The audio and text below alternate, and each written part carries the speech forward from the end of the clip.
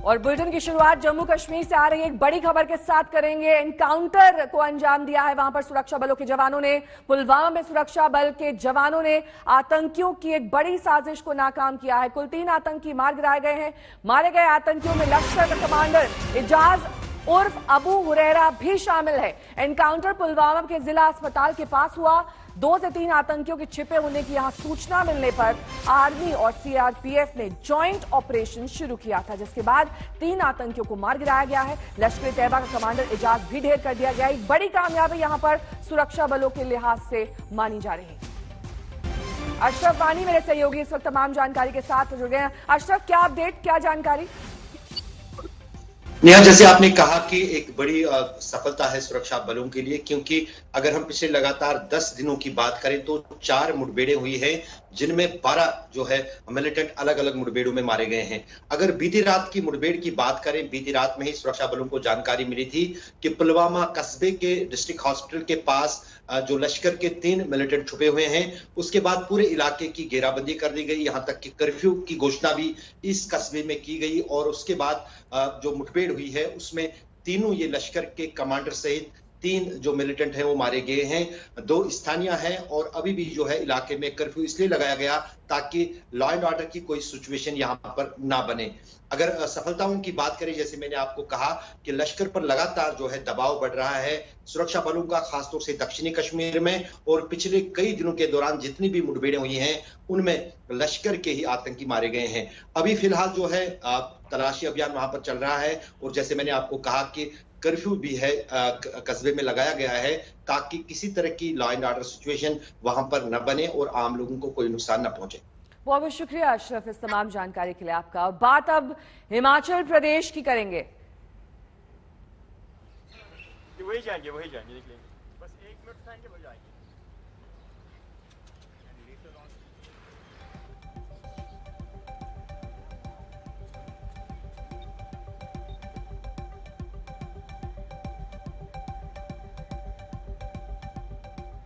बात अब हिमाचल प्रदेश की करेंगे, जहां पर सोमवार को आसमान से तबाही बरसी। बादल फटने की वजह से फ्लैश फ्लड को करीब 72 घंटे बीत चुके हैं, लेकिन बर्बादी और तबाही की कहानियां अभी भी सामने आ रही हैं। धर्मशाला के पास बोह गांव में मलबे की चपेट में कुछ घर आ गए। वहां रेस्क्यू ऑपरेशन अब भी जारी है। अब तक 6 शव निकाले जा चुके हैं। देखिए ग्राउंड जीरो से एक्सक्लूसिव रिपोर्ट।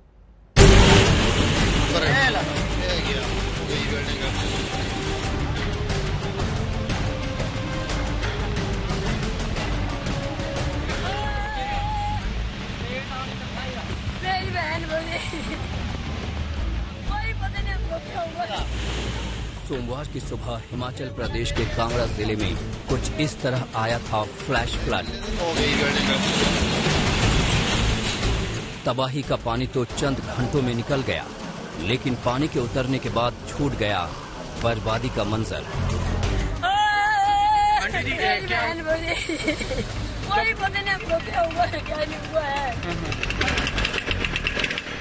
ये तस्वीर है कांगड़ा जिले के बोह गांव में चल रहे रेस्क्यू ऑपरेशन की।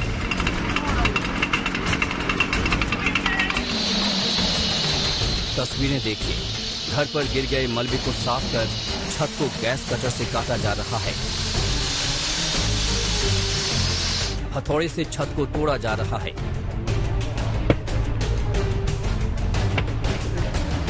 छत का हिस्सा टूटने के बाद रेस्क्यू ऑपरेशन में जुटे लोग अंदर झांककर ये तस्दीक करने की कोशिश कर रहे हैं कि कहीं कोई अंदर फंसा तो नहीं।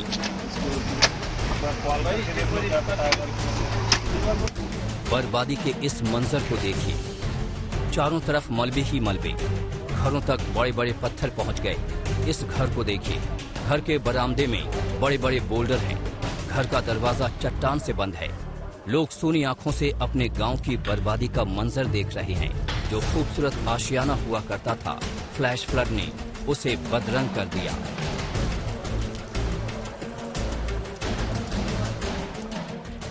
मेरे पीछे धर्मशाला का बोह गांव है जो रोलेहड़ पंचायत के अंतर्गत आता है। देख सकते हैं इस वक्त भी यहां पर रेस्क्यू ऑपरेशन चल रहा है।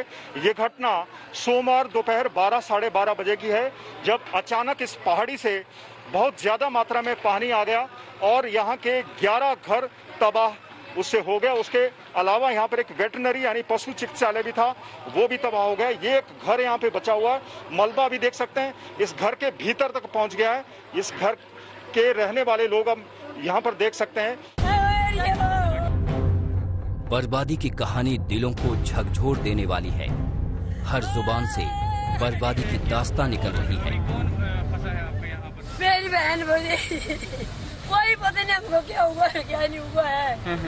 हम तो अभी आए, कोई पता नहीं हमको क्या हुआ हो, कहाँ का घोड़ा भर गया है। और यहाँ पर जो घटना घटी है, यहाँ से मुझे फोन मिला कि यहाँ पर जो आपके कजन सिस्टर हैं और एक मेरे रियल सिस्टर हैं, उनका पूरा मकान जो आगे ध्वस्त हो चुका है और ऊपर वाला जो है वो पूरा ही निकल चुका है। मेरे जो कजन सिस्टर है उनका परिवार जो है वो पूरा ही डिस्ट्रॉय हो चुका है। 3 बच्चे थे और मेरी सिस्टर और जीजा जी, ये उनका ना घर का पता है और ना पूरी फैमिली का पता। जैसे ये पूरे पत्थर यहाँ से लेंटर से यहाँ से आने लगे तो हमने पूरे बच्चे उठा के नीचे की तरफ भागे। तो नीचे की तरफ भागने से भी सर नीचे ये जो मलबा था ये गिर रहा था नीचे की तरफ।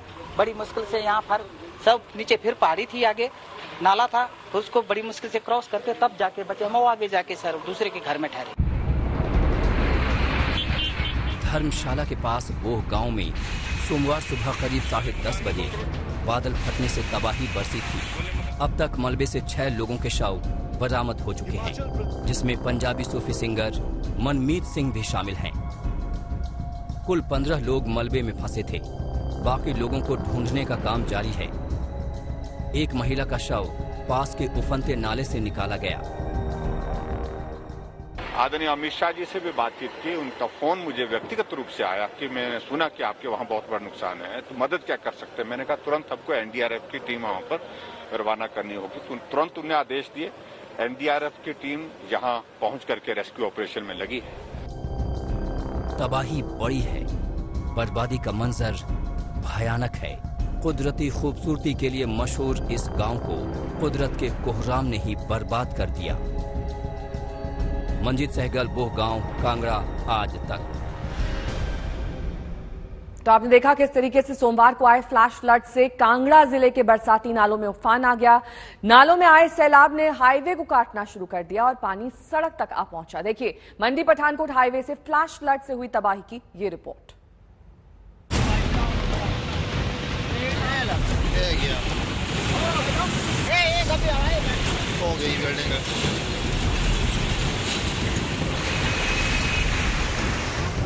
पानी का प्रहार प्रचंड है। धर्मशाला के पास गजगढ़ में पानी किसी बड़ी नदी की तरह बह रहा है।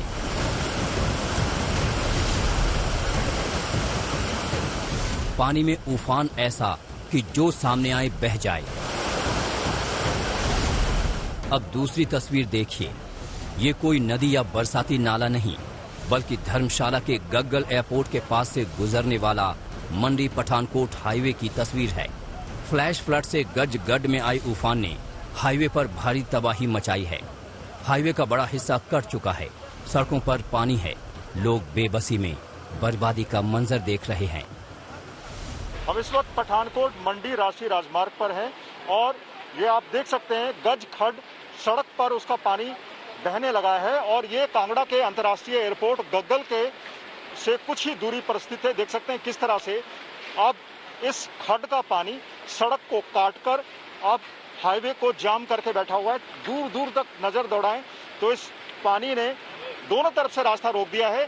इस हाईवे के दोनों तरफ इस वक्त लंबा जाम लगा हुआ है। दर्जनों की संख्या में बसें, कारें और ट्रक यहाँ पर रुके हुए हैं। बावजूद उसके फिर भी लोग इस सड़क से गुजर रहे हैं।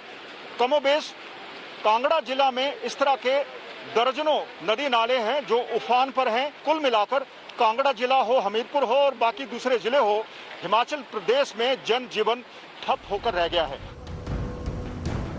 सड़क कटने और फ्लैश फ्लड का मलबा आने से हाईवे पर कल लंबा जाम लगा रहा। जाम में फंसे ट्रक ड्राइवरों के मुताबिक न उनके लिए किसी ने खाने पीने का इंतजाम किया, न ही कोई ये बताने को तैयार कि इस संकट से कब निजात मिलेगी। भाई जी पहले तो मैं आपका धन्यवाद करता हूं कि आप लोग जो है आज तक वाले इधर आए और हम कल जो है 10 बजे के फंसे हुए हैं इधर और ना हमारे को खाना मिल रहा है, ना हमारा बुरा हाल है और ना ही हमारे पास पैसे हैं। जो पैसे थे उससे हमने जो है ईंटें वगैरह खरीद ली है और टैक्स वगैरह दे दिया है और हम कल से कभी खाना मिल रहा है कभी नहीं मिल रहा है भाजी। कब से फंसे हैं? कल 10 बजे के फंसे हुए हैं सर यहाँ पे। यहाँ से अब 2 घंटे पहले हमने एसडीएम साहब से बात की, उनसे बोला हमने कि हमारे पास रोटी का कोई साधन नहीं है। उन्होंने हमें आश्वासन दिया कि हम जो है तहसीलदार को ये बोल के आपका कुछ ना कुछ समाधान करवाते हैं। उसके बाद उन्होंने बोला कि हम रोड खोल रहे हैं कि और आपकी गाड़ियां हम निकाल देंगे। लेकिन अभी आपने थोड़ी देर बाद देखा कि सारे जो पुलिस वाले के जो भी सारे जो हमें पैसे के पैसे छोड़ के चले गए। बड़ी मुश्किल हो रही है हमारे को जाने में। हाँ जी सर, काफी नहीं तो घूम के जाना पड़ रहा है, हमारे को दिक्कत हो रही है काम को जाने के लिए, इसलिए जल्दी से जल्दी किया जाए। कुदरती आफत से हिमाचल प्रदेश में तबाही सिर्फ कांगड़ा जिले में नहीं आई। हिमाचल से गुजरने वाले लंबे हाईवे में कई जगह पहाड़ों से आफत बरसी है। ये कालका शिमला नेशनल हाईवे 5 की मंगलवार की तस्वीर है।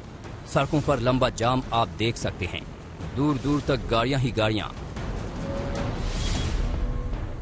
दरअसल लगातार कई घंटे की मूसलाधार बारिश से सोलन में पहाड़ दरकने से हाईवे पर मलबा आ गया, जिससे रास्ता बंद हो गया। कल दिन भर हाईवे से मलबा हटाने का काम चलता रहा। सर बोल रहे ऊपर से स्लाइडिंग आई हुई है, इस वजह से। तो आपको तो बहुत परेशानी हुई होगी। क्या करें सर, तो सवारियां परेशान है, सुबह से बैठे 8 बजे से। यहाँ पर कोई पत्थर गिर गए रास्ते में, इसलिए जाम। पहाड़ कैसे दरकते हैं उसकी तस्वीर देखनी हो तो उत्तराखंड के विकास नगर की ये तस्वीर देखिए। जिस तरह झरने से पानी गिरता है उसी तरह पहाड़ से मलबा गिर रहा है। मॉनसून का मौसम शुरू होते ही ऐसी तस्वीरें अब आम हो गई हैं। हिमाचल प्रदेश और उत्तराखंड इस आपदा के सबसे बड़े शिकार हैं। सोलन से राजेश शर्मा और विकास नगर से टीना साहू के साथ मंजीत सहगल, पठानकोट मंडी नेशनल हाईवे आज तक। मॉनसून में मूसलाधार बारिश, बाढ़ और बिजली गिरने से आई आफत के बीच अब एक ऐसी खबर जो आपको हैरान कर सकती है। गुजरात के द्वारकाधीश मंदिर पर आकाशीय बिजली गिरने की घटना हुई, लेकिन गनीमत ये रही कि किसी भी तरह का कोई नुकसान नहीं हुआ।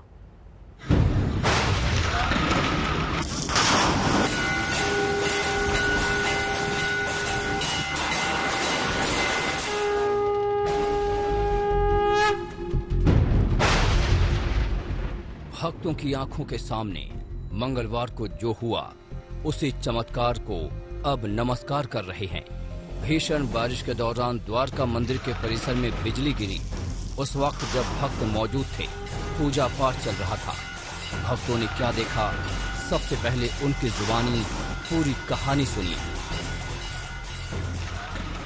दोपहर को ऐसा जमकर बारिश हुआ और बारिश की वजह से बिजली का माहौल हो गया था और बिजली गिरी और जो ध्वजाजी थी उनके ऊपर गिरी और ध्वजाजी थोड़ा डैमेज हो गया। और उसके बाद प्रशासन का ऐसा रूल्स है कि भाई ऐसा जब भी इंसिडेंस होता है तभी उसके बाद में जो ध्वजा चढ़ती है वो आधी काठी में चढ़ती है। मंदिर के ऊपर गिरी बट मंदिर पे कुछ नहीं हुआ, बट ध्वजाजी थोड़ा फट गए और मंदिर को कुछ नुकसान नहीं हुआ। हम लोग बहुत डर गए थे, बट यहाँ पे कुछ मतलब पब्लिक को और मंदिर को कुछ नहीं हुआ, सिर्फ ध्वजा को थोड़ा नुकसान हुआ है और कुछ नहीं।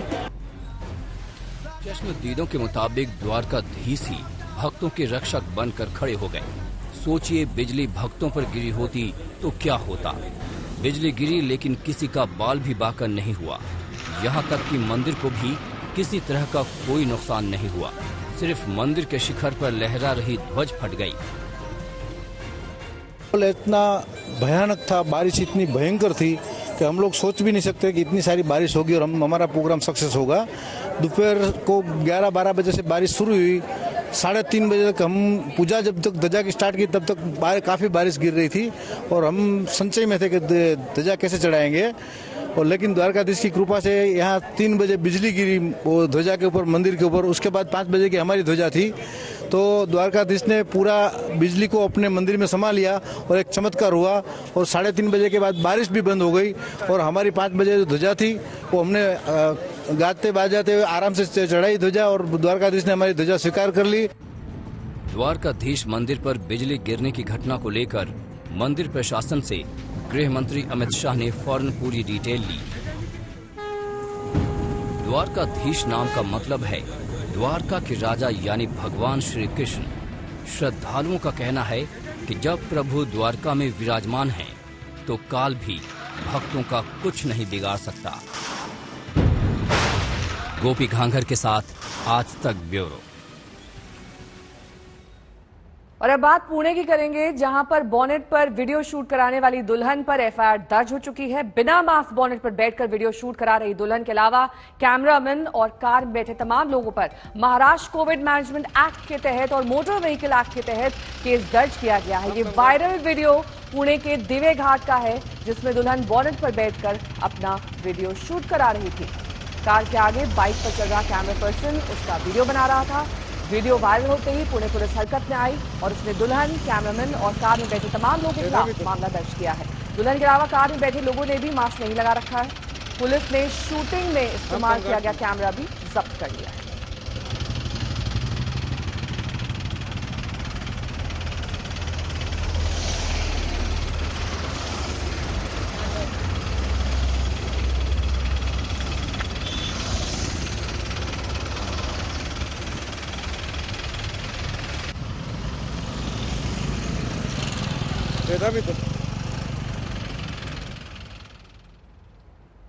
आज मोदी कैबिनेट की बैठक है। मंत्रिमंडल में फेरबदल के बाद ये कैबिनेट की दूसरी बैठक है। पिछली बैठक में प्रधानमंत्री नरेंद्र मोदी ने मंत्रियों को जनता के संपर्क में रहने और टीकाकरण को प्रमोट करने की नसीहत दी थी।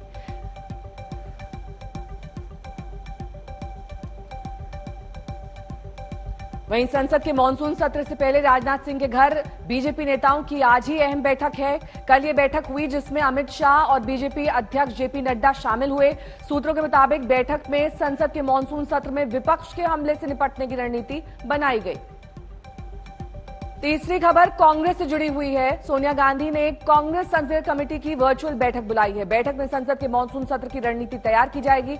लोकसभा में पार्टी के नेता पर भी चर्चा हो सकती है। अधीर रंजन चौधरी की जगह मनीष तिवारी, गौरव गोगोई या शशि थरूर को पार्टी के नेता बनाने की चर्चा चल रही है।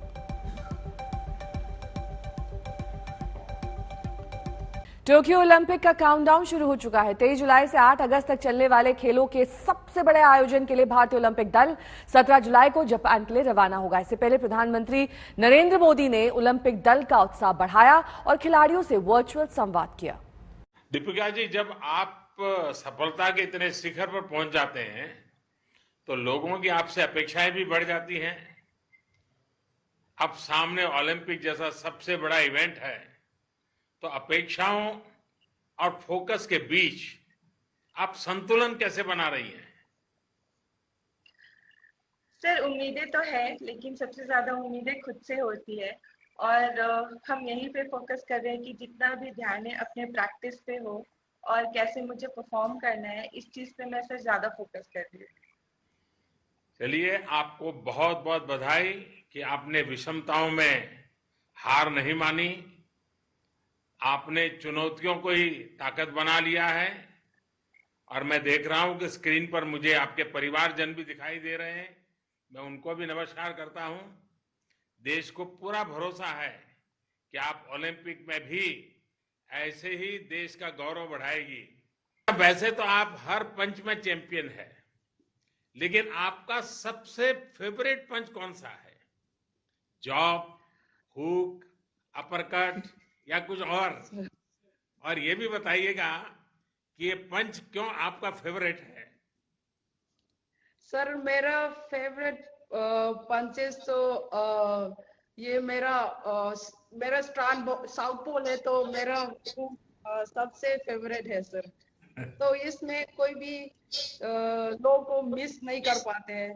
लगना ही तो लगना ही है बस। मैं जानना चाहता हूं कि आपका फेवरेट खिलाड़ी कौन है?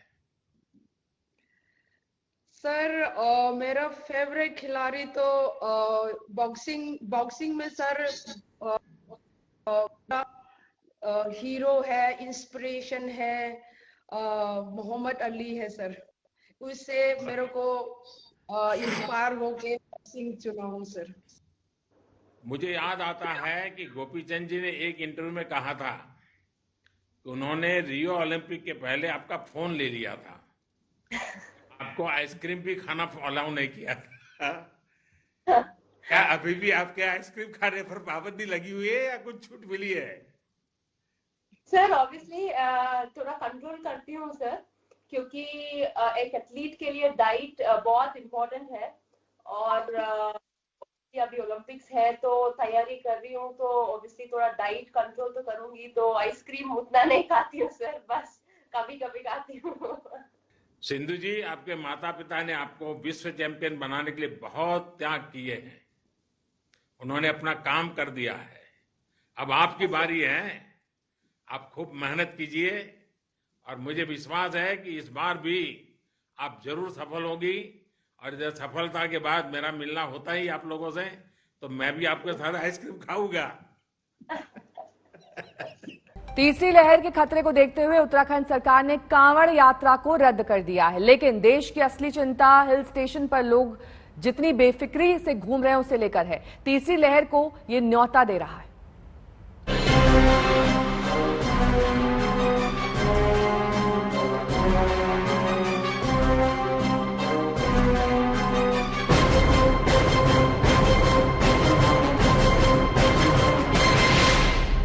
हिमाचल प्रदेश का शिमला,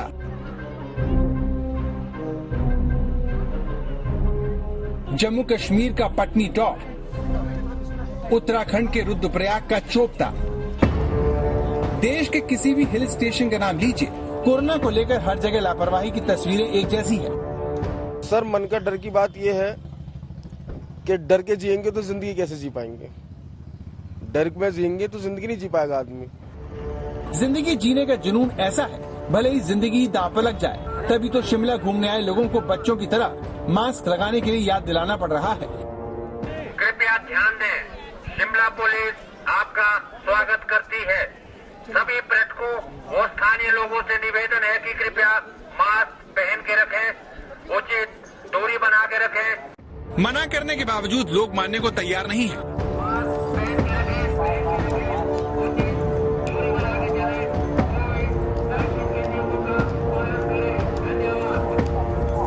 लेकिन शिमला में जहां पुलिस नहीं है, वहां लोग बिना मास्क हर नियम तोड़ रहे हैं।